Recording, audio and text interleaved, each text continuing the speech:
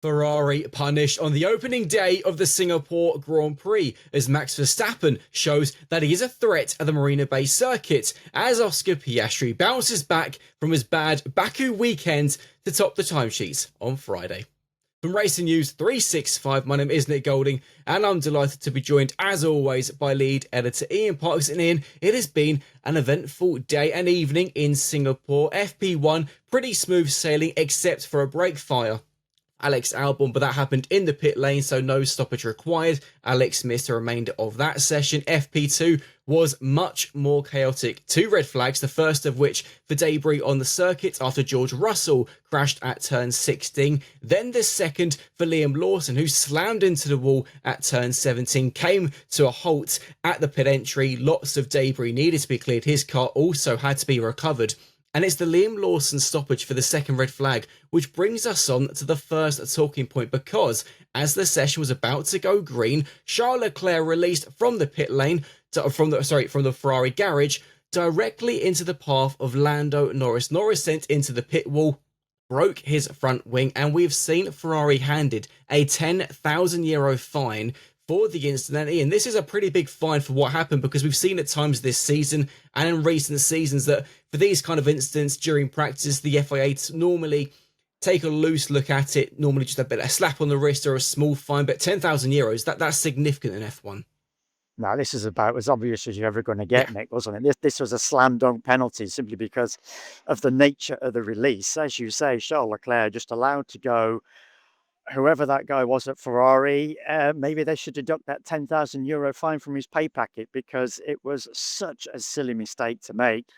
It's in the steward's document, they noted it as well, that on this occasion, because it was such an obvious mistake, it was badly misjudged, and it was an easy fine to hand out to Ferrari, and more severe, as they note in that steward's doc as well, than would ordinarily have been the case for unsafe releases. But Charles Leclerc straight into Lando Norris. Lando Norris's front wing hit the wall. Nice scuff marks along the wall. So yes, it was not a great look for that Ferrari person that released Charles Leclerc into the path of Lando. Of course, Charles unable to see from his vantage point in coming out into the fast lane in the pit lane where Lando was. So yes, a clear slam dunk penalty. Not a good look, as I say. €10,000 fine, big slap on the wrist for Ferrari, and not a good start to the weekend for the team and Charles. And that moment in particular, it felt like really impacted Lando and just his momentum and just his mindset, because in the final minutes of FP2 was really messy, ended up fifth on the timesheets when his pace is much better than that. We know what he did here last year and won by a country mile, but in the end, Lando pretty frustrated on Friday.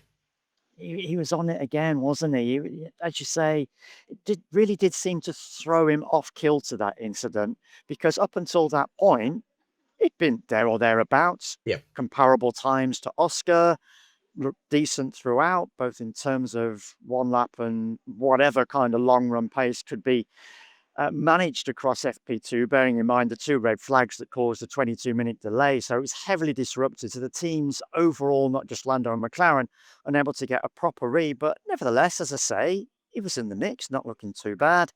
But after that incident, over on the radio, blaming himself for not finding the pace in his car rather than the car itself. Post session as well, beating himself up again. We've heard this before from Lando.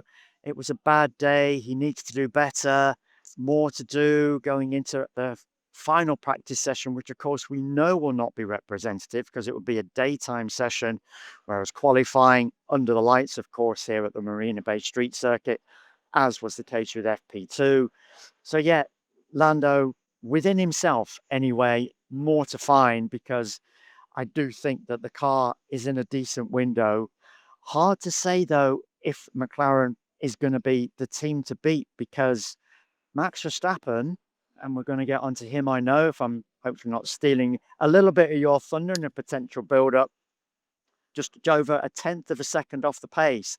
Max feeling really good in that Red Bull, indicated in his post-session quotes that it was looking as good as it did post FP2 at the Italian Grand Prix and post FP2 at the Azerbaijan Grand Prix, where, of course, he managed to secure pole position for both of those races, going on to claim victory in both as well. That has now thrust him back into contention for this driver's title race this year, alongside the McLaren duo of Oscar and Lando. So if Max has got that good a feeling in the car, and he's only just over a tenth of a second behind, will that now translate into qualifying pace on Saturday night here under the lights in Singapore? Well, look, Max wasn't going to be my next topic, but as you've started on it, let's go really into it, because we have bigged this up so much ahead of this weekend about how pivotal a weekend this is for Max and Red Bull, because Singapore has been a bad venue for them in recent years. Yes, Max finished second here last year, but as he said himself, was so far adrift of Lando and his McLaren. Crucially, Red Bull has yet another upgrade this weekend, a new front wing, as does Mercedes, it's worth pointing out. But Red Bull, quite clearly, when other teams are really focusing on 2026 and have basically stopped their upgrades, Red Bull are pushing more and more with this RB21. It almost feels like they sense an opportunity, and quite clearly, the floor that was introduced at Monza is working in Singapore. This new front wing is also working. Max is in for chance, isn't he? He really is. It's still always FP2. You can never quite tell. And obviously, even in Max's own Yeah. quotes, he caveated the fact that you do not know what fuel loads are, engine modes are, but nevertheless, the fact he has come out of FP2 feeling good with the car, that is a positive sign for all Red Bull and Max Verstappen fans, of course. So you got to feel that at this stage, under the lights, and we had a very unrepresentative session, bearing in mind those two red flags that took 22 minutes out of the session, so therefore the teams weren't able to get a decent read on long run pace, and we only really saw soft tyre laps predominantly after the second red flag, which at that stage there were only 13 minutes of running once the debris had been cleared from Liam Lawson's Racing Bulls.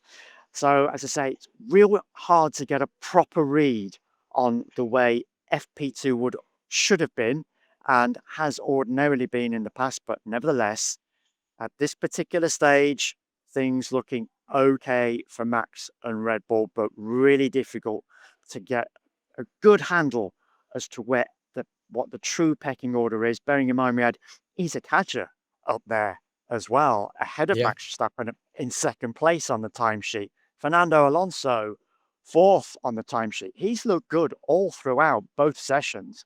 So I don't think Fernando Alonso's pace is cannot be It's not a fluke. discounted. Yeah. No, because he was top in FP1. Okay, completely unrepresentative sessions. Daytime FP1, but FP2 fourth, not looking too bad. I would certainly suggest that Fernando is on course for a top 10 position in qualifying, but can he push the front rows? I don't think so. I don't think there's enough in that Aston Martin compared to certainly the McLaren duo, certainly compared to Max and the Red Bull. And Ferrari, touch and go. Lewis was certainly looking good. I know we're going to come on to him for a second, Yep. but of course, Charles also thrown a little bit off kilter by that particular incident that happened in the pit lane with Lando. And of course, there's also weather in the air at Singapore. There has been rain all around the circuit throughout the day, really heavy showers, but nothing really has hit the track. We had 2 dry sessions, but all the drivers seem to be very aware that rain could possibly play a factor at some point. It can just appear out of nowhere. But we've got to discuss the guy who ended FP2 and Friday on top, Oscar Piastri, who is, as he always does, has bounced back from a really difficult Baku, a difficult moment for him in perfect fashion, topping FP2, topping Friday on a 1 minute 30.714. After what happened to him a couple of weeks ago, that's as good as an opening day could have hoped for.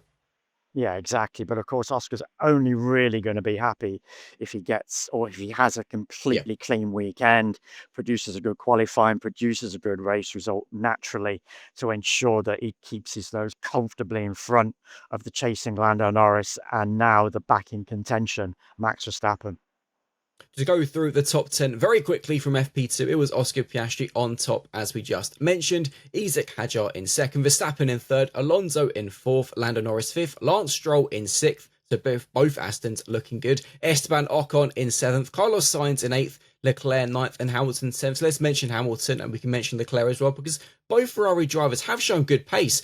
at parts around the circuit, but they've never been able to really get a whole lap together. Lewis was only a tenth adrift of Oscar in FP2 up until the third sector where he made a mistake, clipped the wall very lightly, but enough to make him back out of his lap. So yes, the Ferraris might be in 9th and 10th, but based on their Sector 1 and Sector 2 times, it does seem they've got a package which could challenge for maybe not pole, but the second row perhaps.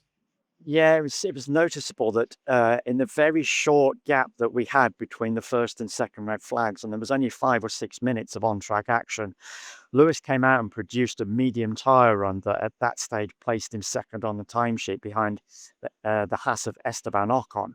Overall, Lewis's pace has looked very strong, and he's come out of the car feeling very, very happy with what he has experienced within that car, suggesting that it's going to need minimal change overnight, maybe just a few little tweaks here and there, but as I say, very, very happy. What we didn't quite get from Lewis was a good soft tyre run. As I say, that second red flag really threw everybody out of shape.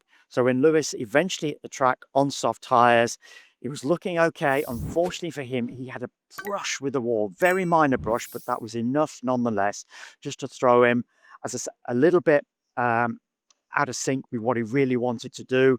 And then when he slowed down and came again on the same set of soft tyres, he produced personal best sectors that were in Sector 1 and Sector 2, backed out in Sector 3. I think he was producing enough pace at that particular time that would certainly have got him into the top 4 on the timesheet. And the top 4 on the timesheet were only separated by about a tenth and a third. I think he was about 1.30, 1.40 seconds. So yes, he's definitely up there and in the mix. I got a feeling is Lewis. Charles, yeah, it was a little bit of a clumsy one as we've discussed, and we've not really seen the best from Charles around this track, I don't think. So Saturday's going to be a very interesting one again, Nick, because we've got this FP3 runs in the, as I say, the unrepresentative conditions during the daytime. And then, of course, once we get into qualifying, for a lot of the drivers, it's going to be a case of they're really going to be unleashing the full potential of their cars for the first time, because we've really not seen that the best of both the driver and car combinations have had to offer because of that heavily disrupted FP2. I think it is going to be a very good qualifying session. Just got a hunch, got a feeling.